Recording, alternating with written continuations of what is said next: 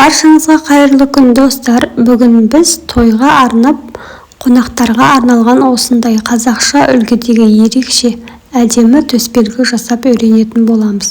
Ол үшін ең алдымен менің каналыма тіркеліп қоюды ұмытпаймыз. Бізге қажетті заттар: қазақша үлгідегі ою, сызғыш, үкі, қайшы, ыстыразы және түйреуіш шырпы қажет болады. Ең алдымен оюы бар лентамызды 30 см етіп өлшеп аламыз. Осы видеодағы көрсетілгендей етіп бір-біріне айқастырып, ыстық клейді азғантай ғана тамызып, бір-біріне жабыстырып алатын боламыз.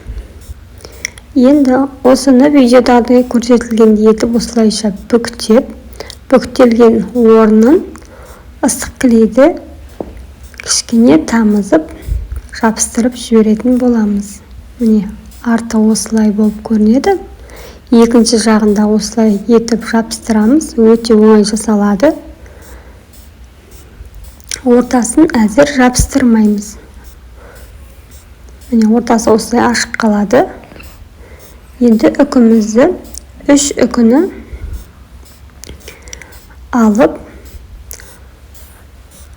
ыстық клейді ашық жерге тамызып, үстіне үкімізді жабыстыратын боламыз.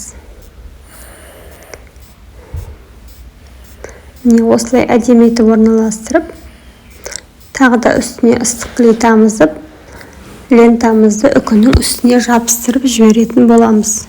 Кеппей тұрып, үкілерімізді дұрыс әдемі орналасуын қадағалайтын боламыз. Осылай жабыстырдық.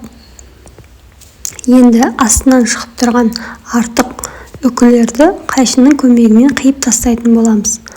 Осы ашық қалған жерді де ыстық клеймен жабыстырып жіберетін боламыз.